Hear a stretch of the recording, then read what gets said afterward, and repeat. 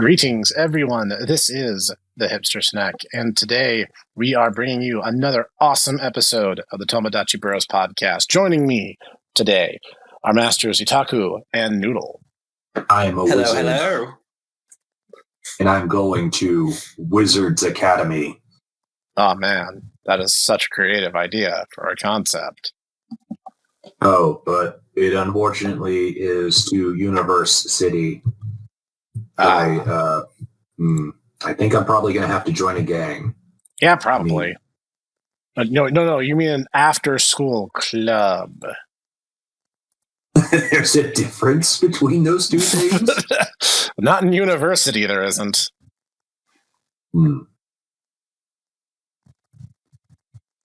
That said, we are here today to talk about a force in fiction that you might have heard of in the past, a little something we call magic. You're a wizard, Harry Dresden. You're a hairy wizard. You're a hairy wizard, Harry Dresden. Absolutely. I think the Harry Dresden TV series actually made that joke, which is funny because I don't think the books ever did. I admit, though, I kind of fell off after a bit. You know what? It's funny you bring that up because I do want to air a little bit of a grievance that some magical systems do.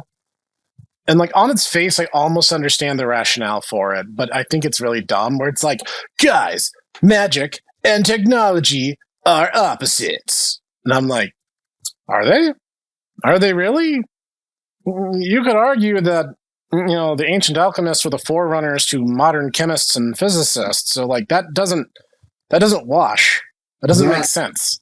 A lot of that, I want to say, comes, and this is kind of one of those things that's kind of just taken as a rote now. A lot of that, honestly, I think came from White Wolf in their entire thing in the 90s about, there's science and then there's magic, and science is evil and you're just killing nature, and magic is natural and beautiful and just, we cannot understand it, but it's, beautiful and natural and all around us. It's like the Force. Lame. So, I mean, honestly, I think that's where it came from. And so, although, yeah, you kind of see that with Shadowrun too, but I think with Shadowrun, it's more of just we don't want a situation whereupon, we have a mage who's also a street samurai, so you're just... Who's also a hacker, who's also a shaman. Yeah. We had one of those. He was the main character of the Super Nintendo game, and he's busted AF, so we can't let that happen again. Yeah, there's a reason why he shows up in a morgue and is like, oh, first time. Apparently, according to him, it's cheaper than staying at the coffin motels. So, yeah, see, magic, in all estimations, if there is indeed study of magic in your universe, then not only should magic have guidelines and general rules the way physics and chemistry does, but there should also be a science to magic. And don't get me wrong, magic can be a very broad, encompassing force that has many faces. That makes perfect sense. That's fine. But if there have been people, cabals of wizards who have studied for hundreds and hundreds of years, there will be a method to the madness. None of this, you just have to feel it. Feel the force, Luke. What is that? It's whatever the writers need it to be in the moment. Shut up. I would argue, though, that having it be basically like just another form of physics kind of depreciates what the ineffable aspect of magic that makes it magic.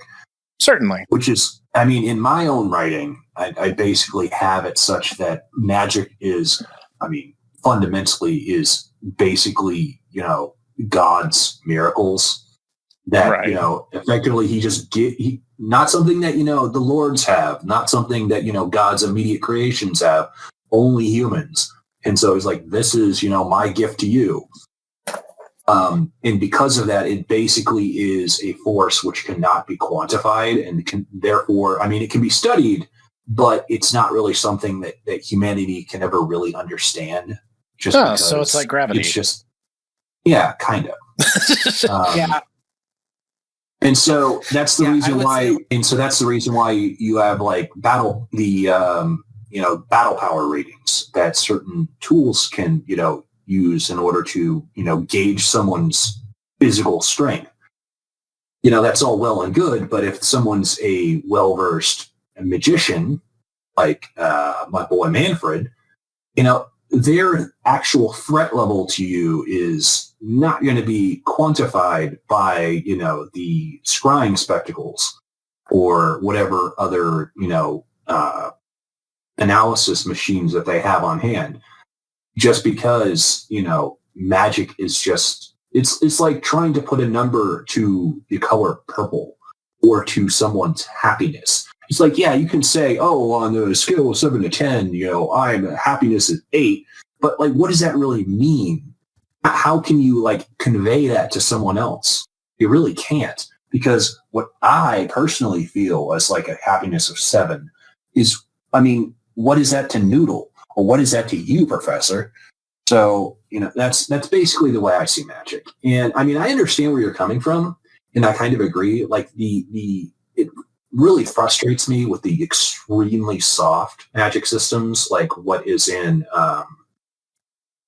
honestly, the Legendarium in a lot of ways, where it's just basically like, they use magic. What do they do? Well, I mean, they just kind of like look at each other and then somebody else falls over and they're like, that was a good magic duel. It's like, okay, but what did they do? I mean, in the Silmarillion, there's a little bit more to it, like the fact that there were several times that the Elven Kings just basically, slapped Morgoth's, Batucus by basically, singing at him really hard, which I always thought was really funny. Yeah, and he literally got served so hard. He hid in his lair for like 1,000 years because he's like, guys, don't think I can recover from that. I just got roasted too hard.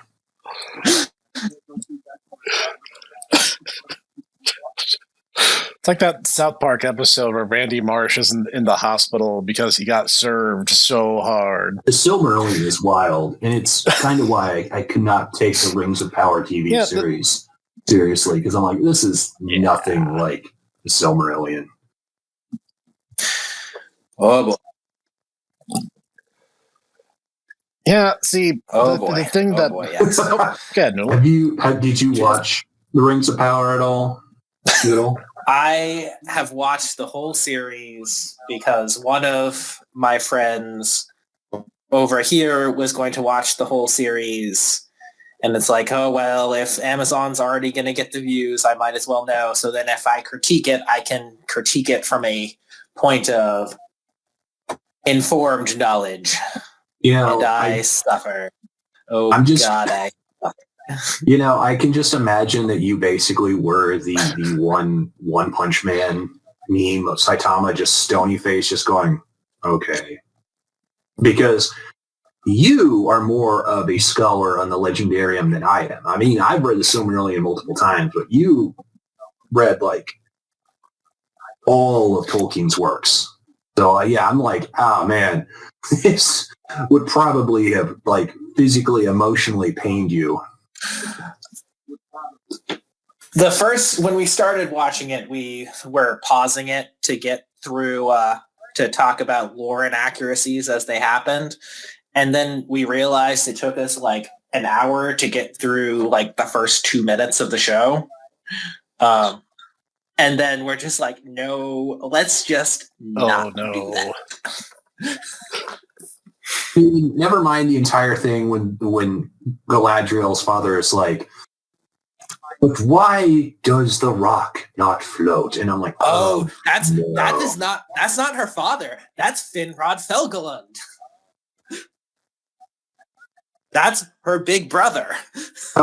That's Morgoth's, roaster. Sauron's roaster. Yeah. But anyways, yes, I do agree with you on, as far as some narrative things go, just having some very, very soft magical systems aren't great for purposes of a narrative. But I think a lot of ways people go the exact opposite direction and have these incredibly, incredibly hard and incredibly detailed magic systems. And I think that is way, way too much of the wrong thing too. Because just to quote Arthur C. Clarke, any significantly advanced technology is indistinguishable from magic. And I think kind of the corollary is true, is any significantly understood magic is indistinguishable from technology. So it's just kind of the thing of like, once you start analyzing all of your magic systems to the point where you know exactly what's going to happen, it is just physics. It is just your world's physics system being slightly different, or big different from ours. And as much as I love the dude's writings, one of the worst offenders on this is Brandon Sanderson. Just his entire appendices to his books, each of his books, so this is how the magic system works. And it's incredibly detailed and consistent. I'm like, I appreciate the narrative consistency, but also this is not magic. This is just your world's physics. Thank you. I guess I really shouldn't, say anything because I literally was just playing a class in Final Fantasy XIV, which one of the later class quests is, hi, so we found an incredibly ancient cell phone, and the cell phone is like, good news, everyone. I have secret technology and secret lessons that will allow you to culturally appropriate other people's gods and get yourself stronger. Well, that's awesome, ancient cell phone. Oh, yeah, by the way, because you turned me on, there's also a ghost of an ancient summoner that's going to attack you now, and he's very mad. Well, I hope that you could have told me that first. Well, what you going to do? But I mean, at the same time, though, one of the overarching story beats of 14 is the entire thing where it's like, basically the entire ethereal science that everyone basically took as rote is effectively one portion of what actually is magic, because the entire thing is that's true. You will gain power from wielding ether, but you also leave yourself incredibly weak to other forms of power, which honestly I thought was kind of cool, but it also was extremely cheesy at the same time.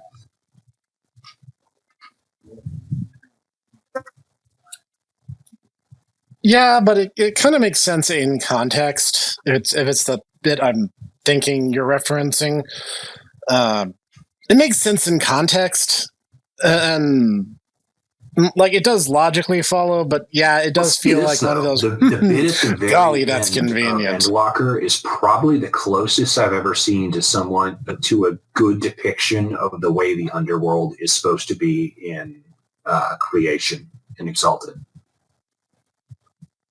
The bit where the big bad literally recreates dead worlds and is like, I am just trying to cast you into despair, and you have to walk amongst these incredibly ancient ghosts that are like, we literally calculated the numbers and turns out that the best thing to do is just kill ourselves, lol. It's like, yeah, see, the Final Fantasy XIV's entire magical system is so bizarre because sometimes it's played really soft and really fast and loose, and other times it's like, no, guys, this is just common physics, and everybody already knows this. But then at the same time, we also don't really know anything about it. There actually is a character that's like, okay, so this is the way that what happens to people when they die, and we know this because of magic science. But at the same time, there are people who colloquially will be like, yes, when I die, we will go to heaven and we will all be happy and there will be puppies and kitties and everyone will, be living in harmony. And, then the 12 will be there and, we'll all be happy. And yet then you later on literally go to the afterlife, and it's literally not anything like what either Mo and Brita says or the understood, like, this is what the afterlife is, like heaven, hell, all that. It's something completely different. And it's so I mean, honestly, I kind of think that it's honestly, I think it's partially kind of the problem that a lot of like the scientific community is struggling with right now, is that they make these widespread, like, this is what's going to happen in 7 billion years in the galaxy. But then they're like, we just learned that there's actually these subatomic particles called, like, glue arcs. And what do glue arcs do? Well, they change the reverse, the magnetronic, and basically all of our data is rendered moot. And that's kind of the problem, is that they are creating a model of reality with the information they have, but it's an incomplete model.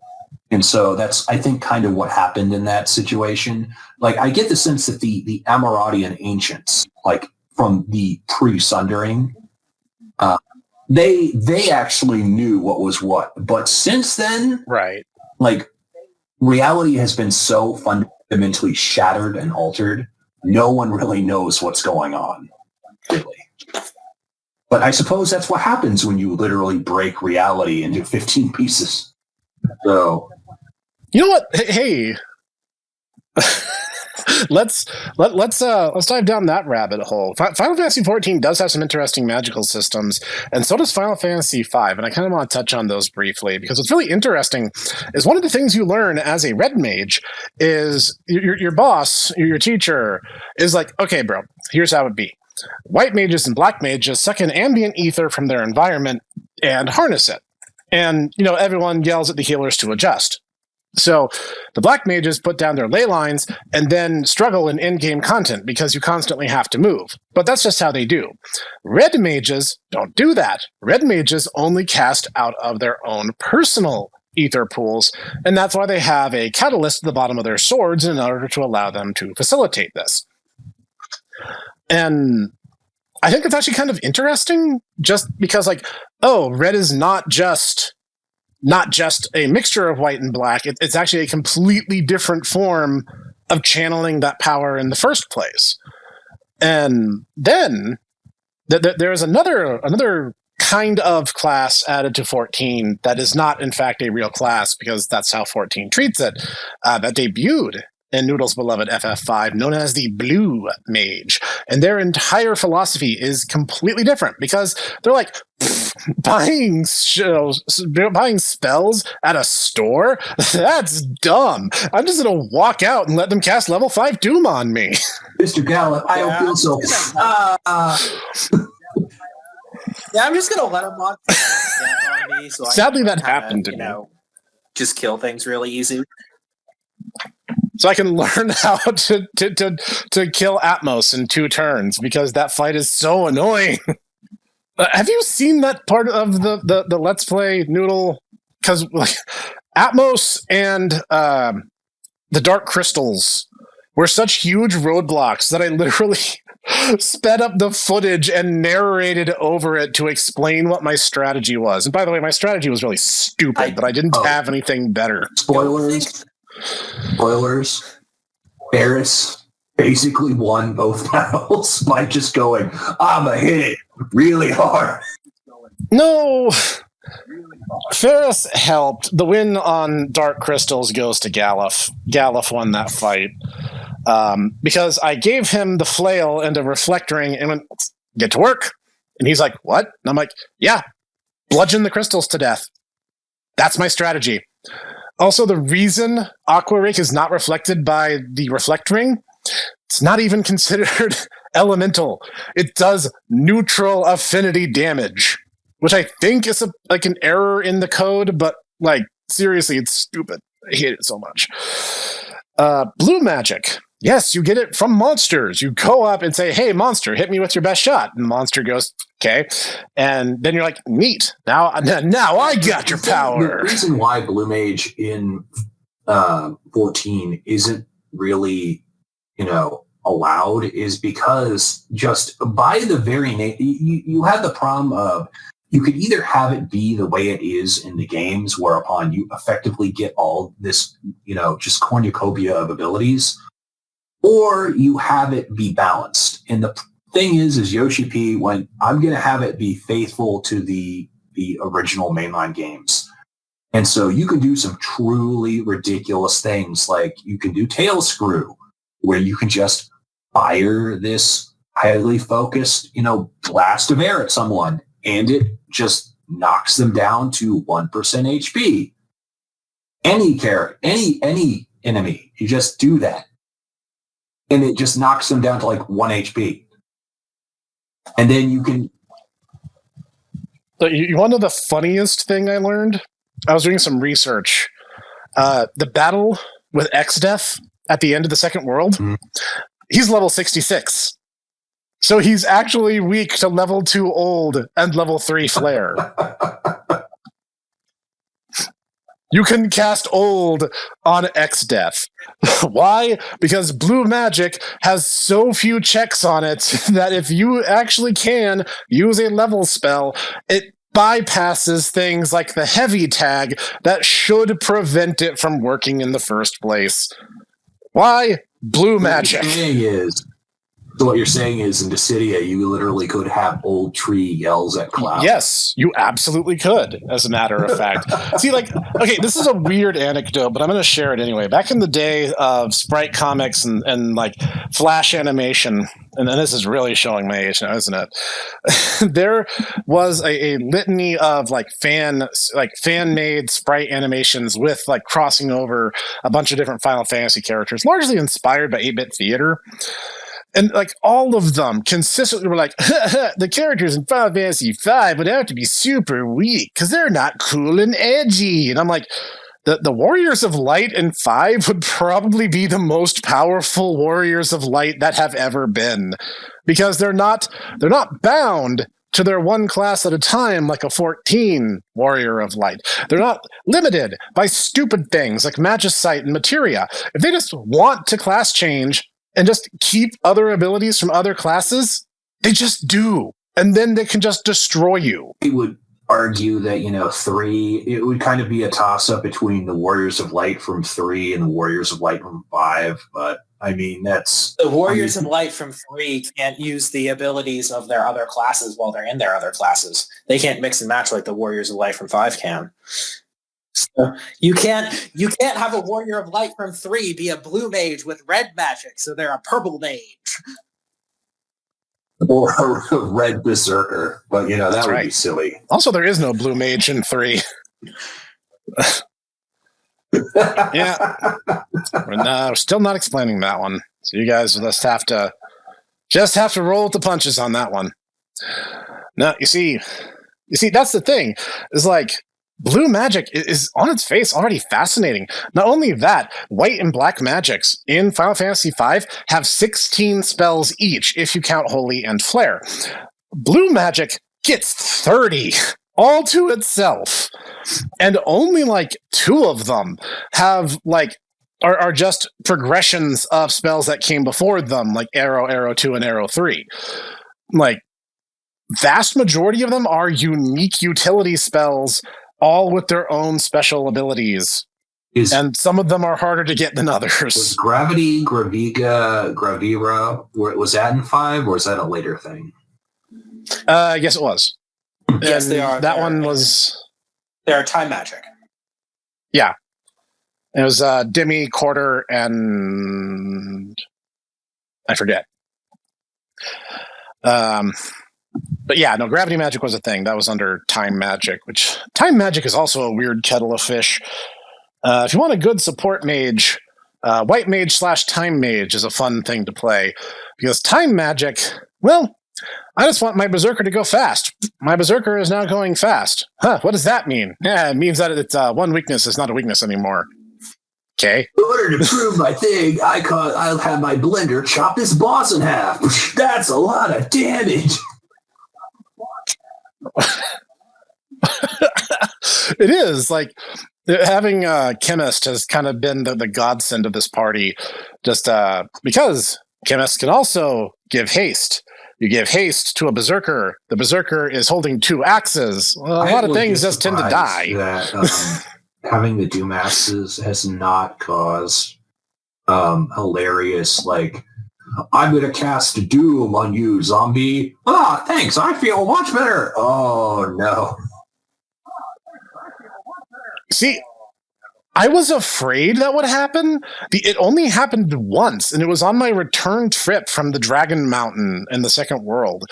And it only tripped once. That's the reason why I can never use the chainsaw with Edgar. As much as I love Edgar as a character, or, Gerard, whichever, I'm still never going to get over that.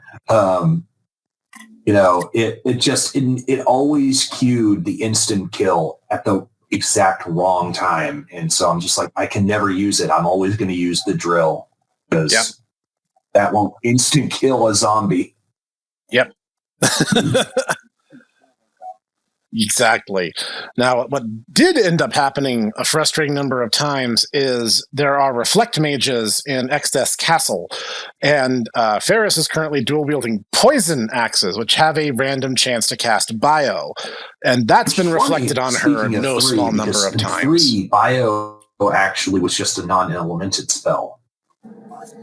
So, that is... It does non-elemental damage. It just runs the chance of inflicting poison. That's how they get around that.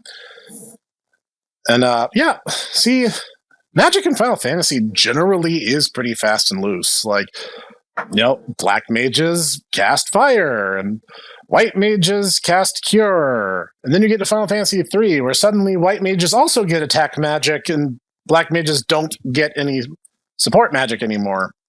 Because in Final Fantasy 1, haste was a black magic. Final Fantasy 1 basically is Ultima for, Japanese people.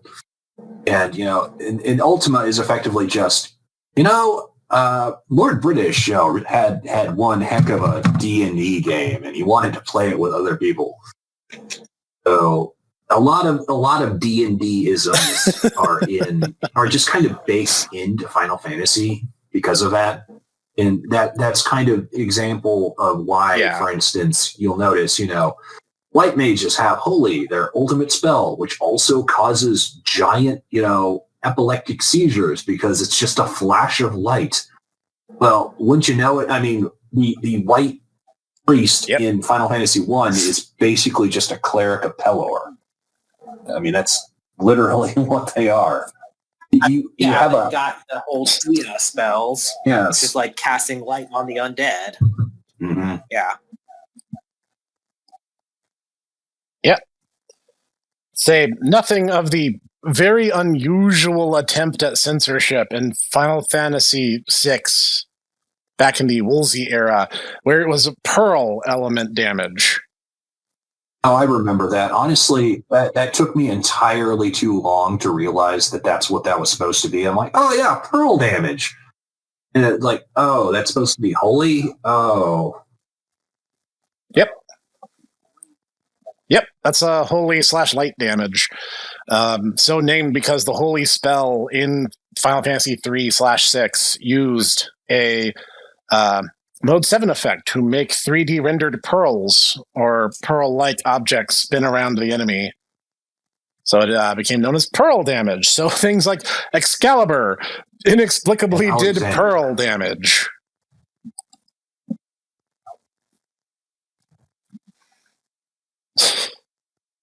Yeah. So, weird stuff. But yes, I kind of loop back around on stuff. I mean, I think there does have to be a certain degree of hardness to magic systems that you have especially in games, but especially in video games. Mostly, yeah, just because you want to make sure that you know what you're doing is consistent. And since you have direct control over your characters, you need to, make sure that people know what they're doing with them. In tabletop game, in tabletop games, much less so. But we can go more into that after your commentary there, Snek. Oh no! Like all I was really going to say is like you want there to be consistent rules because the magic system, say in Final Fantasy, has to make logical sense at a glance. And while there are moments that are head scratching, you cast fire on the ice enemy, you cast wind on flying enemies, hurts them. But there is a very consistent internal logic for how they all work, which is of course to the player's benefit. Yep, very much so, and that's you do have to balance out the narrative things of how soft you want your magic system to be narratively speaking with, or how hard you want it to be narratively speaking with, making sure that your players understand what's going on. There are other concerns in there. Okay. Which is, the developmental things. I'm curious. Come into I was just going to say, speaking of which, I'm curious to hear your thoughts on, like, for instance, for like really hard magic systems. What are your thoughts on Nen then there, Noodle? Nen is a very, very interesting, quote, magic system thing. It's... Nen, I think, is a very interesting system, in large part because there are some very broad overarching rules, but then with the things of, you've got people you have different degrees of enhancement or transmutation or conjuration, and each person has an inherent bias towards certain types of Nen, and they can transfer more easily into other things based off of what their particular bias is. That's just interesting. People have different predilections towards different type of magic, and a lot of it is based off of their particular personal nature. Like Gon is a good enhancer because he's a very straightforward and blunt person. But then you also get more hard, not necessarily more hard, but you get more rules based off of each person's personal limitations that they put on their individual abilities, which can create a lot of narrative flexibility. And that still leaves a lot of the magic in the system, in my opinions, because a lot of the rules are, I believe that my Nen has this particular rule, this particular restriction, and so it therefore has this particular restriction because that's how I expect it to work. That was honestly, something that I thought was really funny about a lot of the Phantom Troop was like a lot of them had really weird restrictions just because they're like, quote unquote, yeah, that's just how they thought. Like the Frankenstein guy who actually had to saw off the tips of his fingers just because he's like, the Nen bullets that I fire, it works better that way. And it's like, yeah, but what prompted you to go, I need to cut off my fingers so I can shoot spirit gun better? Well, maybe one of his fingers got cut off in his, bandit activities, and he tried to shoot the spirit gun with that finger, and it worked better, and then he was just like, then I need to saw off the rest of my fingers. I mean, I guess. Sounds like something you'd see in a Metal Gear Solid boss, doesn't it? Yeah, I'm going to say this, it really bums me out that, just because Togashi is kind of, dying, but, he kind of just is like, yeah, and they're all dead now. It's like, the Phantom Troop are like the coolest characters in the entire series. I mean, really. That is just, I guess, the hallmark of, shonen battle series is that, they have these weird left turns that they take. Well, I mean, a lot of it's just because it's trying to be key, but more interesting than how Akira Toriyama handled key. And it was really just them being like, okay, guys, Got to make this interesting. How do? There's a little bit more to it than that. I mean, if you want to just key but more interesting, you could just look at chakra in Naruto, where it's literally, okay, so, we have the energy from your body, okay, and don't run out of it, otherwise you'll die. Okay, but how will we know? Oh, don't worry, you'll know, because you'll feel really, really bad, and then you die. Good to know. JK, 200 chapters later, it turns out that there's actually also an additional wrinkle to this. In what way? Oh, every person has a predilection towards a various Chinese element of, like you can be like lightning, you can be like wood, you can be like earth, you can be like fire. And effectively that allows you to do various things, because if you combine two elements, for instance, if you have earth and fire, you combine them together, then you get lava. And you can literally just like spit lava at people, which it's just a thing. I hear it's, just a rumor down the pipeline, but people don't like it when you spit lava at them. It makes them a little bit dead. just a tad. Actually, I think your ninja in Shinobi Strikers has that jutsu, don't you? I believe so, yes. Because my whole thing was healing and field control. You just spit lava at people, and it kills them. Yep. Pretty decisively. Ikako, yes. So, I mean, but whereas with Nen, it's, basically like trying to almost be like stands, but, actually have rules that other than, so here's a rule, except for this other character who basically is just like, no, I don't do that. Except for all the times those rules don't apply, which is more frequent than you might expect. Yes. Guy didn't make it 5 chapters in the Stardust Crusaders before he started breaking all the rules he established. Or in Steel Ball Run, where he has to explain to an entirely new generation of viewers or readers what stands are, and like every single one of his rules, it's like, there's a stand that basically breaks all these rules. Yes. I think the only rule that has remained consistent is that only stand users can see stands. The only rule that's remained consistent is that Joseph Joestar is the best Joestar.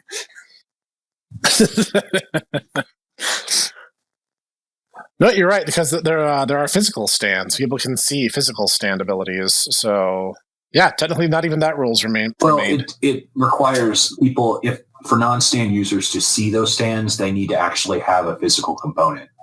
So, I mean, non-stand users cannot see stands themselves. It requires them to have basically a medium to interact through. That's true. That is true. That is remained consistent. So, for instance, you got one. like Yellow Devil or that Rubber Soul has. I mean, he basically just is like controlling flesh that his stand is accumulating. Or like cameos, earth. Or the Empress, which literally just starts to puppet like a section of the person's own body. Those are all like physical things that their stand is interacting through. Yeah, no, that checks out. Yeah, you're right.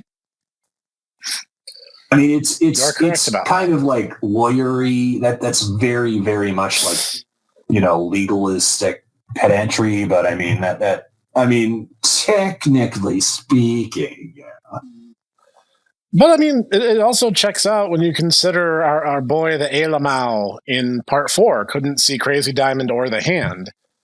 And because he's not a stand user, he's an alien. So he can't see stands. It's really funny too. When you are you familiar with the entire like reference with that character, Ikitaka? No. His family name is the Japanese name for Jupiter. There's an Earth, Wind, and Fire song called Jupiter about this alien that comes to Earth and basically delivers the gift of disco in order to promote peace and love. It is, listen, when you get a chance, listen to it. It's actually a really good disco song. But that's the entire like joke, quote unquote, with Mikitaka. So Nice. Yeah. I think we actually, unironically, had made a similar character when we were doing superheroes, Noodle. That like our Black Panther was basically from like a disco themed like Atlantean Hyperborean civilization, and he used like the power of the disco ball in order to. Yeah, but no one really wants us to be making superheroes. Things get very silly very quickly. Oh yeah, yeah, that would actually make them good. Yeah, I mean that was kind of the thing, is that we didn't take ourselves terribly seriously, even to the point that like we. I want to say like our riff on Crisis on Infinite Earths literally had us, like grabbing characters that supposedly lived during the 1960s and being like, oh no. There's Atomic Man, which literally has the power, the almighty power of the atom. I'm sorry, you cannot have those powers, Superman. You can't just take additional powers. Ha ha! Rainbow power goes. Try and stop me. Yeah. But yes, I mean, we've got off on some very strange tangents again, but I guess that's what the listeners want. I mean, otherwise, that's what we do. Keep coming back. I mean, this is literally what we do. So, yes. But yeah, when it comes to when you talked about like video games and stuff and how you've got the very, very established rules, that you kind of need some established rules in at least mechanically, just because that's good game design. But when you come to like tabletop games where you have basically the game master, storyteller, whatever, acting as a referee, I think you can go a lot softer magic system, which I personally prefer, but from a narrative standpoint, in making things stay magical, which is one thing that I can definitely say that, well, despite my many, many, many other problems with it, that third edition Exalted did really, really well with sorcery. That, yeah, you've got the very hard things with charms and just kind of how they manifest.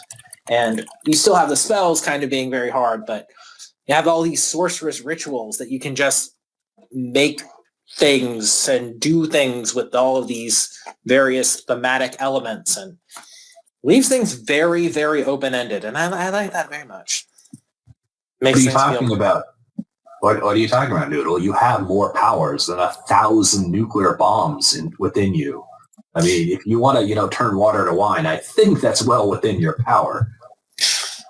God damn, and them and their sciencing, oh, this is how much energy a moat has. Because so that's how, we can mesh the things that the Exalts do with real world physics. God, why do you have to explain that? Why do you have to explain what it works with real world physics? It's an entirely different universe.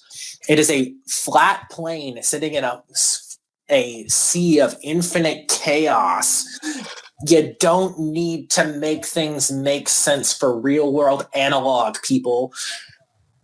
Have some mystery and wonder in your lives, damn it. Never mind the fact that if, Jenna Moran's the works of Faye are canon, technically speaking, it's not even a flat plane on a sea of chaos. It's technically a flat plane on a sea of chaos on top of like 13 layers that basically go, this is reality versus non-reality.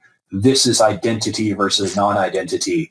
This is, magic versus non-magic. This is, and effective, and beneath all of those, there is a dragon, which basically is going, I am literally that which is, cannot be quantified. And how did they defeat him? They threw him in a bag and beat him with sticks. Shanna Moran is best Exalted writer. She's not even with them anymore. And that's maybe why all the Exalted writing has gone to shit. Oof. How can you say something that's so controversial and yet so true? I don't think anyone with the name of Vance should be allowed to write magic systems. That's what I'm saying.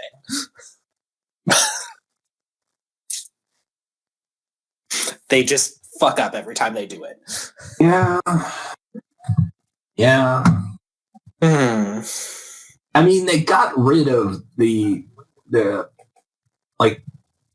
got rid of the entire ability with lunars that you could, take poisons into your body and then just be like, oh yeah, since I was able to overcome the power of, your, Grimace Shake dragon, I now can utilize Grimace Shake poison myself on all my attacks. And it's like, dear God, Lunars, no, don't utilize that. That's a war crime. Haha, Grimace Shake attack.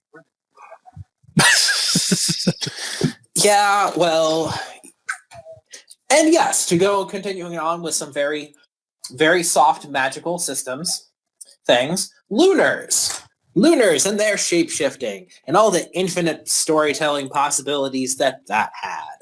Well, going back to your entire thing about, how much energy is in a moat, I mean, I think the problem with that is the fact that they don't, first off, a lot of the players in the community, the quote-unquote exalted community, don't really have the breadth and depth of experience with folklore that they really honestly should have.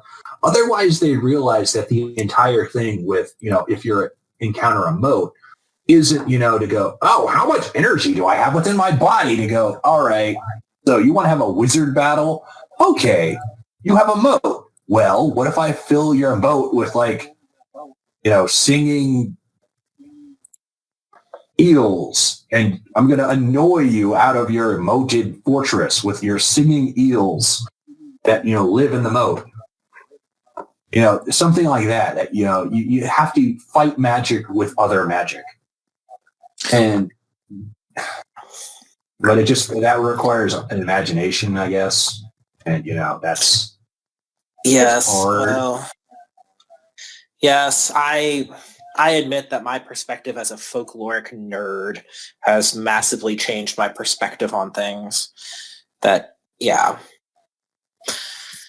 I'm just saying, if I ever encountered this is kind of the problem is if you ever I'm sorry, but you cannot pass through the swamp. Why? Because the swamp god is preventing me. I'm like, oh no, guess I have to go get a guitar and, rap the swamp god. Stop, busting fat rhymes at me. Never. Better or worse than when I inadvertently seduced the Endless Desert? I mean, that was still pretty funny. That was very hilarious. That was super hilarious. And that is very... Okay, roll for bureaucracy. That's my specialty, so I'm going to pump up my roll like crazy. Oh, by the way, I got a crazy good roll. Well then, Snek, I am pleased to inform you that you have made the Endless Desert moist. Oh my. Yeah, that was a great game. Master had a lot of moments like that, actually, including our certain GM, a certain noodly GM, tried to disarm us in something that I knew would become an armed confrontation. So I did the one thing I knew could save me and make a Lord of the Rings reference. So as Master walks to the door, he goes, "You would not deny a merchant his abacus." And Noodle had to tangibly pause and just be like, damn, that's good. Get surprised thinking on it that you didn't require Taiga to have her to literally be disarmed, because it's like, the demon underworld knew that Taiga was literally, enter the dragon. It's like, yeah, we're not going to allow someone who could bite us to death within our area. Yeah, just they kinda probably should have just lopped her arms off with full knowledge that a stomach bottle bug really could just sew them back on 15 minutes later when she left. Just check your arms at the door. Exalted 3rd edition has got way better than Exalted 2nd edition. And, well, Exalted 1st edition, which Exalted 2nd edition really was closer to 1.5 than a true 2nd edition. When it comes to being able to be creative, especially when it comes to sorcery. But I don't know how things have gone. I stopped paying attention to Exalted mechanics like 5 years ago, so they've probably come up with a supplement and a half since then. They've come up with 2 supplements since then. Wow, they've increased their pace. Yes. I'm still of the opinion that you and I probably could have, pumped out 3rd edition, and we would be on like alchemicals or like liminals or, dare I say planetars by now. Oh God. We actually like care about the setting and why must you say something so controversial and yet so true? because it's true, and we don't have, we're not on Twitter for, 23 hours out of the day. True. But magic systems. God, magic systems. Speaking of which, speaking of Jenna Moran, have you actually looked at Nobilis? Because basically... I have looked at Nobilis. I quite like Nobilis and like a concept. I honestly have no idea how it would play. But like, much like her systems in 2nd edition with very narrative combat, it looks like it's very interesting and very... It could work really well if you have an imagination. If you don't, why are you even bothering? Yeah, I get the sense that you need a bunch of people that are basically as artsy-fartsy and as imaginative as she is in order to actually have the game work. And I don't say that, disparagingly, because I myself am an artsy-fartsy person. I am absolutely terrible at numbers, but, it's one of those things where, even still. There's a reason that we do speak very highly of Jenna Moran. She knows what she's doing. And, she is just as much of a nerd, if not more so, in those ways than us. Which, Jenna, if you're watching or listening, we do appreciate you. Yes. And we are a big fan of your work. Yes. Yes, honestly, there's a reason why, one of our things is the entire, great elder dragon that comes out of the desert and goes, "Do you want to know about Indian mythology?" Yeah, sure. Why not? So I guess, like, kind of putting a bow on it, you want a magic system that's not too hard and not too soft either, because then it becomes really dumb. Yes, you want it to be hard enough that people can understand and don't get completely like, well, that's out of left field whenever something happens. But you do want it to be soft enough that it remains wonderful and mystical and, remains magical to the reader, player, whatever. Right. Yeah, it actually has kind of the ineffable, and I really honestly think that's the best way of describing magic. It's just this mysterious, miraculous quality to it.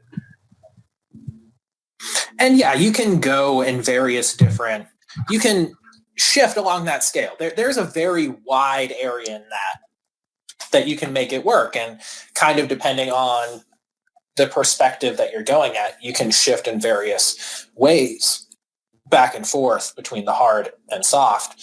Like in the early Black Company books, the magic seems very soft and you don't have a whole lot of understanding about what wizards can do. But a big part of that is the fact that the perspective character is not a wizard in a world with these incredibly powerful sorcerer kings. And so it's all wondrous and terrible. And there's this weird horror element going on in that because, the perspective characters don't know what's going on in a world with undead sorcerer kings. No, I would argue that the entire ultimate weapon turning out to be somebody's unfortunate accident, and then they go, it just was cut off, and then it was used as a spear, and they're like, oh, that's very unfortunate. Yeah. I mean, more power to the guy initially, but I'm just like, oh, I understand why you're mad now, I guess is ultimately what I'm saying. Yeah, no, I think that just about covers our bases. Six, like, okay, on that note. I'm not censoring Noodle, and I'm not going to trim the fat. I mean, it is what it is. The Tomo Bros is we're not being like explicit about it. If in the immortal words of the professor here, if you know, you know. Yep. We don't have to explain it, and we're already an hour in. So according to my statistics, everyone has stopped watching, except for maybe Razia and like. a couple small hand-selected few might still be listening to us at this point. So, gentlemen, closing thoughts. Magic is a card game. It is. Except, if you play blue, at which point, the rest of the players in your area need to slap you because, stop being that how guy. Could you? As, a very fabulous, purple alien would say. Looking at you, Tortoise. Of course, the third brother Pugum plays blue. No, he plays like blue-white. He's like the most insufferable. But yes, magic is good. Make sure that when you're writing a magic system, that you keep it magical, please. No, that sums up my thoughts on the matter. Just imagining, Noodle with a little purple hat that says "Make magic magical again."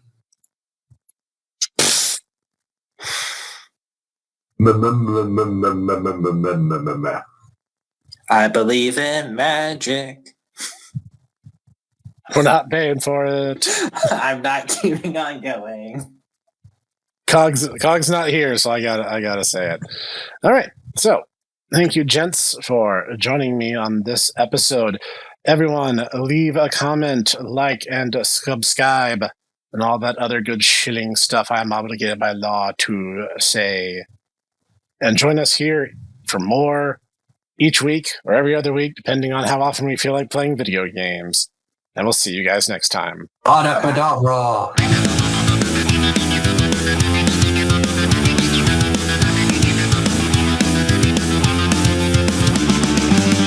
Thank you for listening to the Tomodachi Brothers Review Podcast, produced and recorded by the Hipster Snek, Dietaku, and Cog. Sound design and editing by executive producer Sean Taylor Brown with Cog Sound Engineering. Music written and performed by Sean Taylor Brown with Costas Vaz of Core Insight Studio on the drums. We hope you enjoyed this episode. See you next time.